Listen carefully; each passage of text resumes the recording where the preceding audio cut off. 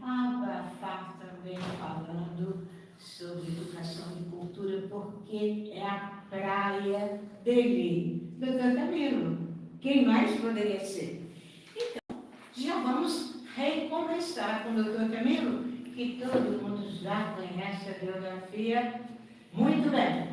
Dr. Camilo, vamos aqui, então, agora à cultura, esse aspecto tão importante, né? A seu ver, como é que anda a atividade cultural de Ribeirão Preto, em termos de abrangência, de quantidade, de qualidade? Bom, a cultura, boa tarde a todos primeiro, os ouvintes, os telespectadores também, e as caras companheiras, a nossa Helena, também a minha e a comandante, que é a nossa querida Conceição.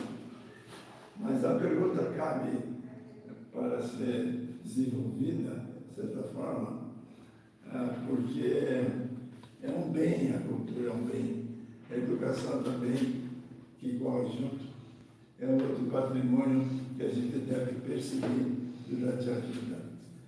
Eu me considero privilegiado, porque a minha passagem pelo Otonel ficou histórica na minha vida, né? E a permanece. De modo que eu acho que eu fui, nesse aspecto, muito bem aquinhoado. E a continuidade da cultura, em termos práticos, para mim, foi uma coisa que veio sempre na minha cabeça. Porque eu falei, não adianta guardar para mim tudo que eventualmente eu recebi. Então, eu voltei para o Tonel, como eu voltei para, como eu disse no início, eu quero voltar para a escola, depois de aposentar. E escolhi o Tonel. Todo mundo sabe disso. E eu repito, porque é uma coisa que eu acho que preencheu uma grande lacuna que tinha, e de reconhecer naqueles primórdios da minha vida escolar todo o bem que eu recebi, inclusive dos professores, inclusive do ambiente e dos colegas que conviviam comigo. Então, essa retribuição que eu dei e dou é muito mais uma linha de que me faz tão bem que eu me sinto com isso super aquinhoado e super beneficiado. Então, a cultura é isso, você tem que ir atrás dela, mas você não pode ficar passivamente, você tem que procurar ativamente melhorar, encontrar os conhecimentos uma base para a sua vida. Mas, ouvintes, e vocês? O que pensam da cultura? Liguem para nós, dê sua opinião, seu comentário. Estamos aqui no WhatsApp 16 997846463 ou no telefone 3632.000. Também na TV Incubadora, é claro. Vá lá, ou vem cá, né? Fale conosco, porque agora vamos ver o que a nossa contadora de histórias tem a nos dizer sobre a cultura de Ribeirão Preto, em termos de abrangência, quantidade, qualidade. Você que é uma grande contribuidora, não é, Ana? Bom, eu creio que a cultura, assim, é importantíssima, assim como a educação também, né? Mas, infelizmente, apesar de nós termos vários grupos culturais trabalhando em prol da cultura, né, como a União dos Escritores Independentes, nós temos, onde nós promovemos muitos saraus, tanto para o grupo quanto para o público em geral. Levamos oficinas também, workshops na área de literatura. Temos também a UDT, onde estamos vindo às escolas, trovas, que também trabalhando com a educação, né? Nessa área de trovas, que é uma das joias da nossa literatura. Nós temos a LARP, que trabalha todos os segmentos da arte. Temos a Casa do Poeta, Enfim, nós temos vários grupos literários e temos, inclusive, a própria Secretaria da Cultura, que leva a pontos mais distantes, onde o público não tem acesso à arte e à cultura. Quer dizer, quanto à qualidade, à quantidade, nós temos muitos que trabalham em prol da cultura. E quanto à abrangência, é complicado. Nós tivemos recentemente a mostra, né, Conceição, onde você inclusive deu uma palestra, e infelizmente a participação do público é muito pequena, bem aquém daquilo que a gente deseja. O profissional prepara uma oficina, prepara algo tão maravilhoso, e quando a gente olha para a plateia, é aquele grupo de gato pingado, como dizem aí, né? O que está faltando é preparar as pessoas para valorizar a cultura. E para isso, nós sugerimos que os pais levem os seus filhos a teatros. Procurem saber que nós temos muita coisa boa acontecendo na área da cultura. Então, temos que preparar um público que, né, que goste, que dê valor, que necessite, tenha sede da cultura, né? E para isso tem que ser preparados. Acho que você disse bem, né? Talvez muita oferta, Ribeirão Preto é um celeiro cultural, como sabemos, e a procura anda um pouco claudicante. Que ótimo alerta, Helena, muito oportuno.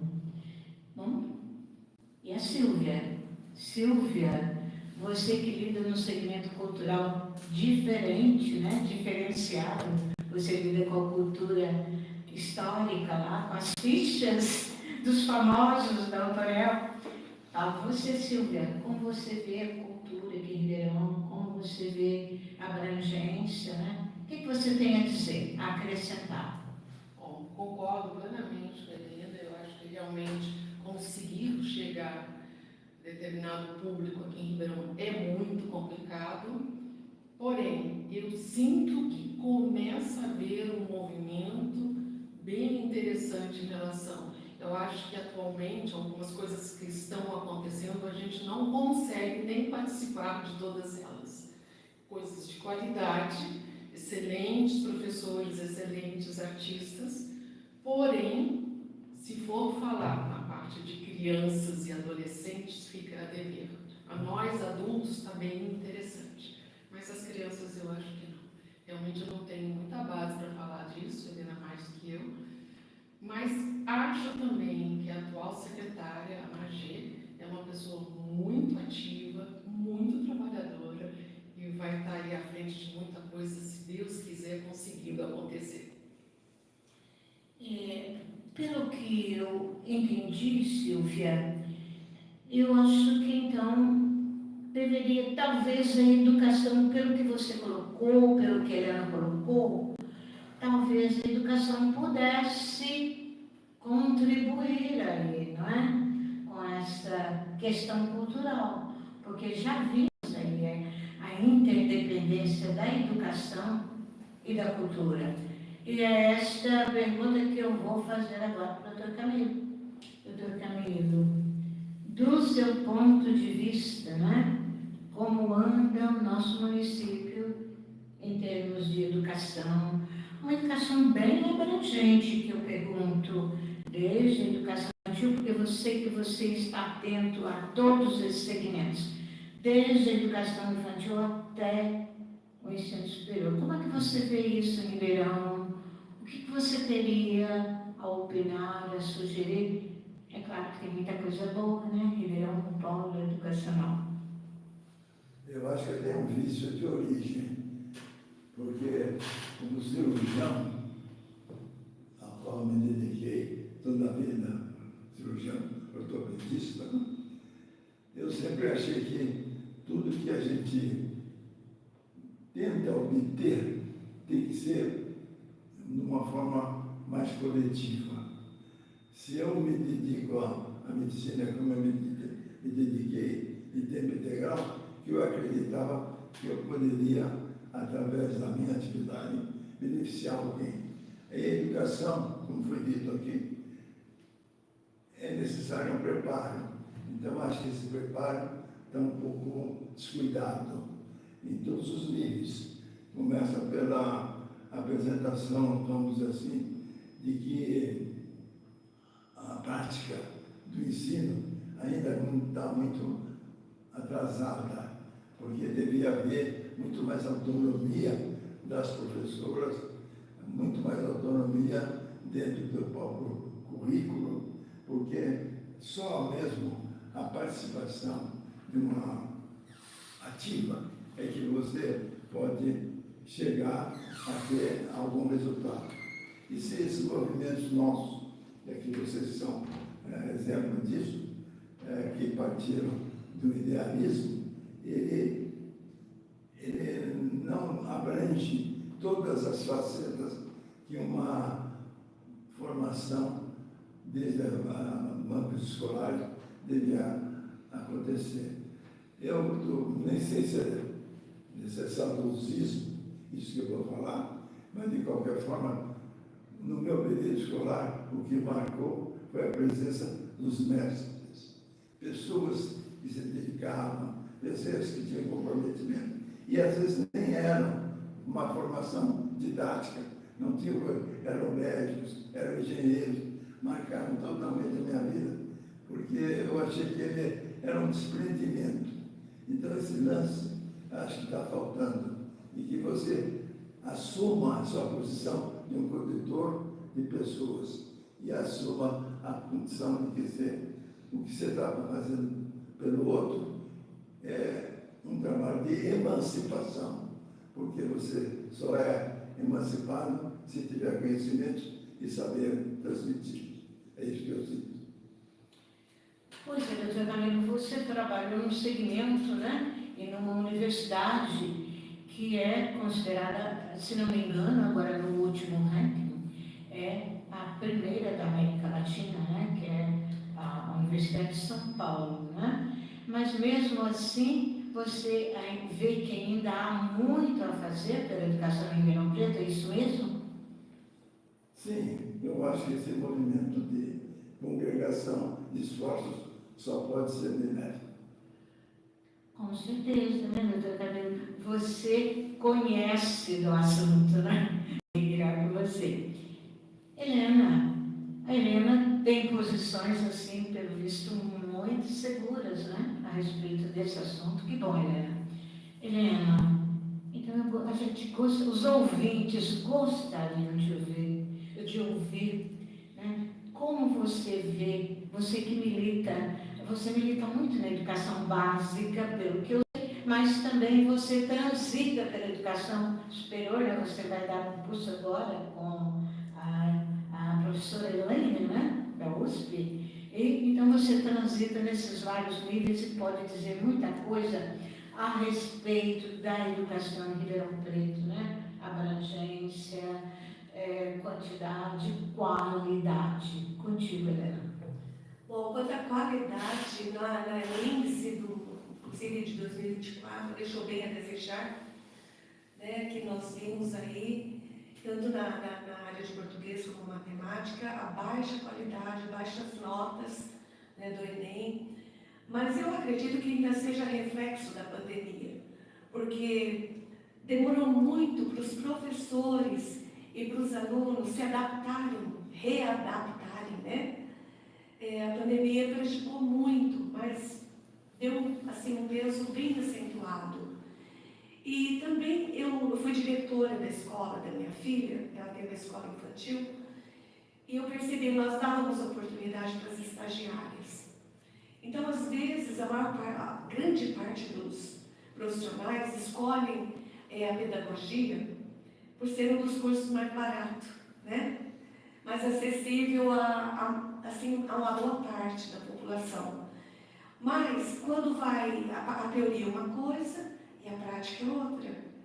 Então, quando nós dávamos oportunidade para as estagiárias, na primeira semana desistiam da pedagogia. Mas tem aqueles profissionais que persistem naquela função que não é adequada para ele. Porque eu creio que o professor, o ser professor, não é uma profissão, é uma missão. Você tem que gostar. Você tem que gostar de crianças, de jovens, de pessoas, né? E ser comprometido com aquilo que você se propôs a fazer. E é o que a gente vê, percebe em alguns profissionais, né? Que depois que conseguem lá uma determinada posição, já não exercem com a qualidade que deveriam exercer, né? Aquilo pelo qual eles se propuseram. Então, eu vejo dessa forma a falta de qualidade. Eu tenho um exemplo, inclusive, de uma afilhada minha. Uma vez fui ajudar ela a fazer uma lição. Ela estava no 3º ano, no 3ª série, no 3º aninho, escrevendo do final para o começo. Eu achei aquilo um despropósito, uma falta de atenção, de comprometimento imenso com aquela profissional. Né? E, a exemplo disso, nós temos muitos outros profissionais assim. Então, eu creio que tem que escolher bem a tua profissão, tem que gostar do que faz, né? E fazer com amor. Helena, eu vou te fazer uma pergunta e vou te fazer um desafio para você responder num minutinho. Helena, estará mesmo havendo um apagão de professores, como a gente tem notado, os pedagogos, os estudiosos, os cientistas da educação têm notado isso, né? Porque a educação se espalhou para todos os cantos, mas cadê os professores e os bons professores? Eu acho que também é a falta de valorização, né? Aí, então, como é uma profissão não muito bem valorizada, o pessoal fica assim, pensa, né, muita vez se deveriam seguir aquela profissão. Eu creio que seja esse um dos motivos principais. E nós temos que levar em consideração também os jovens de hoje, crianças de hoje, os valores da família de hoje. Porque antigamente, quando a gente respondia ou faltava com a educação para um professor, os pais em casa, nossa, né? O professor para os pais, para a família, né? Tinha um valor assim, e dar um respeito que hoje não existe mais. A gente vê muitos casos tristes, né? De pais que vão lá reclamar por coisas absurdas que os filhos fizeram em vez de corrigir. Isso desanima muito, tem muitos exemplos tristes nesse âmbito, né, de educar lá no berço, a valorizar não só o professor, como qualquer profissional. Que pena, né, Helena? Que pena, né? O professor é aquele do qual dependem todas as profissões. Sem professor não há profissões, né? Especialmente as de mais alto nível. Silvia, me veio uma curiosidade. Você, deixo bem claro, né, pelo seu currículo, que você não é professora, mas você é mãe, né? Pelo que é mãe, você confirmou. Você é uma cidadã e você vive no meio escolar, não é?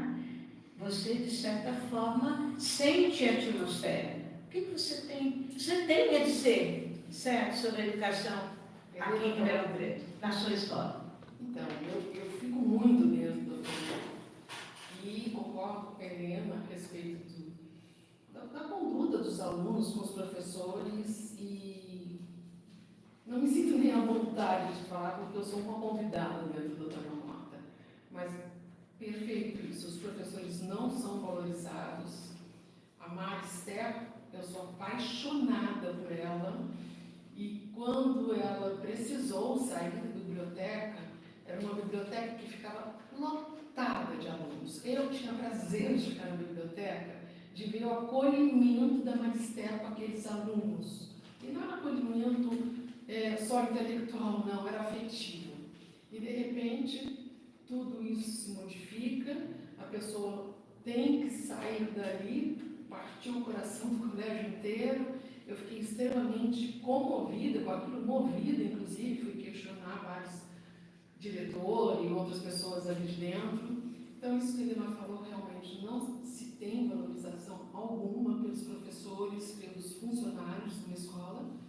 Os alunos, eu várias vezes, eu acabei de falar, eu fico meio sem graça de falar, mas por algumas vezes eu senti medo de entrar no Antonial, porque eram períodos de alunos de 17, 18 anos, e eu me senti ameaçada pelo olhar. Então, assim, eu fico impressionada de ver que quando nós éramos estudantes no Antonial Mota, era um respeito absurdo, eu só olhava, ficava quieta e respeitava, e eles desafiam muito. Porém, tudo isso é produto de uma sociedade com várias coisas falhas, com desigualdade social, com desigualdade de escolas, de educação e tudo mais.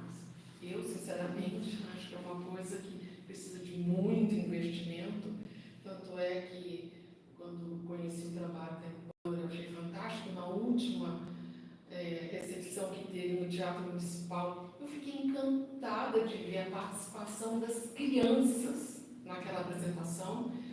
E o Dr. Camilo fez uma coisa que eu achei fantástica, ele faz tudo aquilo, ele em cima do palco. O Dr. Camilo consegue mudar a visão, é como se todo mundo olhando para ele, ele joga o olhar para a plateia, para a criançada. Mas ele é professor doutor. Ele é doutor, mas ele é professor também. É uma coisa que a gente fala, as crianças não se engajam muito. E os professores também, né, que estão nessas escolas. É fantástico o trabalho. Silvia, e eu imagino, pelo que você colocou, que você tem uma visão de que isso não é uma questão local, municipal de Ribeirão. Eu acho que essa questão da educação é uma questão nacional, se não for internacional.